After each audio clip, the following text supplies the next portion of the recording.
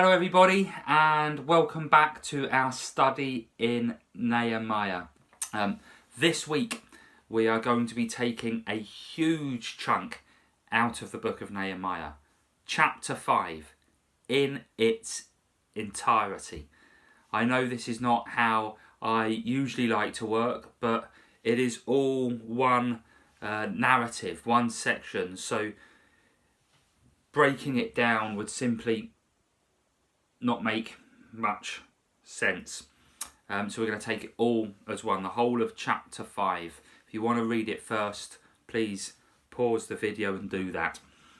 So what is happening here in chapter 5? Well, God's people, they have been rebuilding Jerusalem, the city of peace. Shalom, God's city of peace and love and justice and mercy and grace. God's kingdom on earth, the church. They have overcome persecution and threats and attacks to do so, and things are going well despite all of this going on around them. They have worked very hard and have sacrificed much to build God's kingdom here on earth.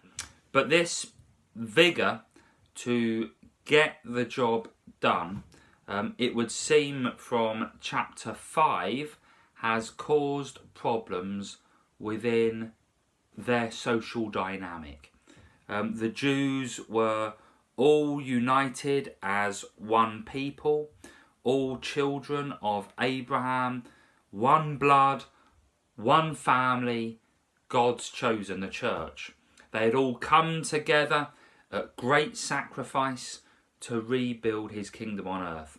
Yet some were taking advantage of the situation for their own personal and material gain. We read here that they were lending money to their fellow Israelites, their brothers and sisters, who fell on hard times because of their sacrifice to do God's work, and they were charging them interest. And this was causing them to have to sell their land and their resources to cover the rising costs of their debt. Now, charging interest broke the Mosaic law. This practice was not what God wanted from his children. They were meant to be one big happy family. God put this law in place because he knew that such greed would lead to problems and disunity, which it did.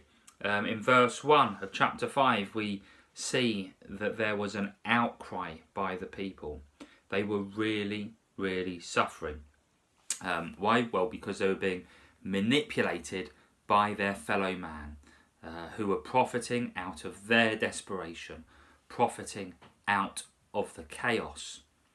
And as a result, the people were starving and even resorting to selling their own children into slavery to make ends meet, which is tragic, of course.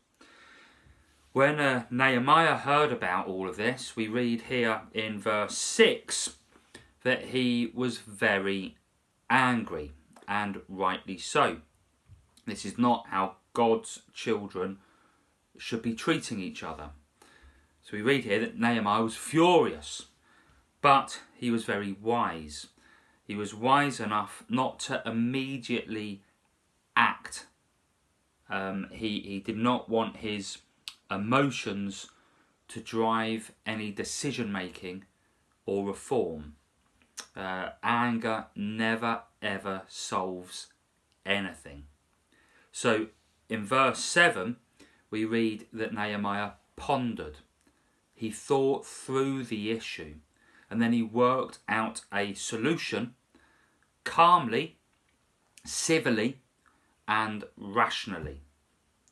We then go on to read that Nehemiah brought together all of the nobles and the officials who were responsible and publicly reprimanded them for their greed and injustice towards their own people. He corrected them morally.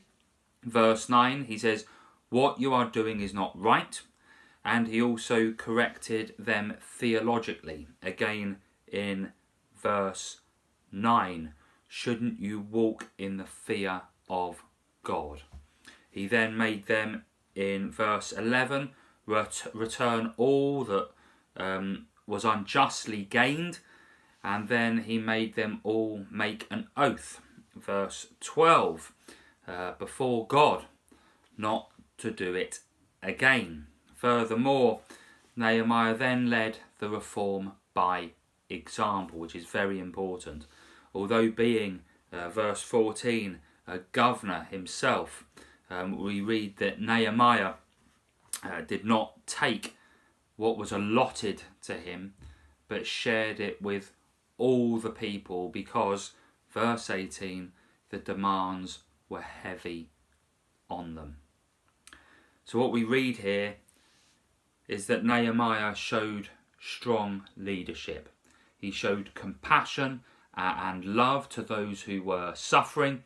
He did not let his emotion drive any change.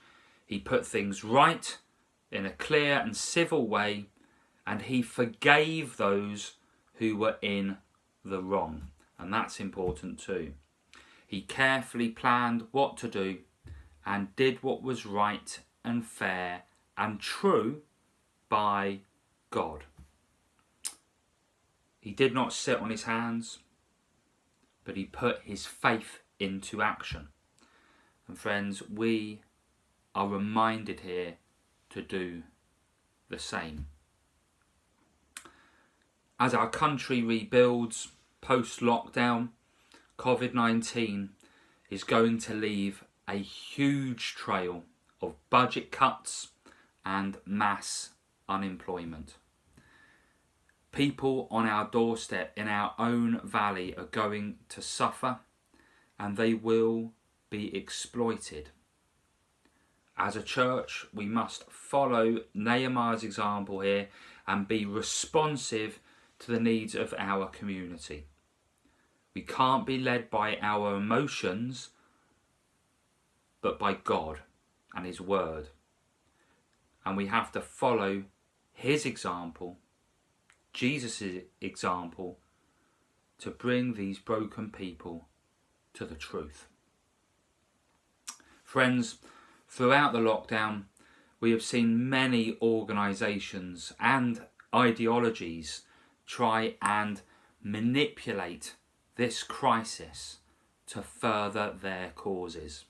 The media has been saturated with BLM, Antifa, the transgender movement, you name it. Everyone has been flying a flag for something during this pandemic. And as a result, we have seen protests and violence, we have seen riots and statues being toppled and cancel culture. There has been so much hatred in the world during the lockdown. Hatred from these people who are trying to claim to have the moral high ground. Meanwhile, the church, we have been quietly and diligently serving our communities in the background. We have been delivering food parcels and medicine, and most importantly, the hope of Jesus Christ into this broken world. We have respected the authorities, we have closed our doors when they said so, and we have ran our services online during this lockdown. We have kept in touch with one another, we have loved each other through these most difficult times. By God's grace, we have led this nation by example, fighting for justice, not by storming the streets of London and kicking in phone boxes and torching cars and looting and setting fire to flags, all in the name of what we stand for. We haven't cancelled those who disagree with us on social media either. No. What we have done is we've worked diligently and lovingly. We have done what is right by God, reforming our broken world with love and compassion, just as Nehemiah does here.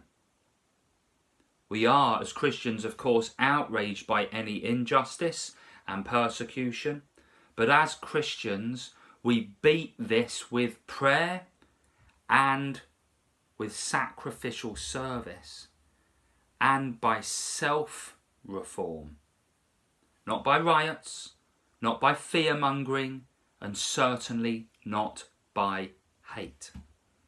We don't cancel those who disagree with us, rather we serve them, and we love them, and we forgive them, and we show them a better way by our own personal example. And what is this better way? Or shall I say, who is this better way? Well, I would like to quote a tweet that I read the other day. And it says this: "Do you want to join an exciting revolution where we end slavery, treat every race as equal, topple corrupt institutions, fight for justice, champion the oppressed, take a knee, and create a better world by treating our neighbours as ourselves? If you want to join this revolution, well then follow Jesus. Follow Jesus." Amen.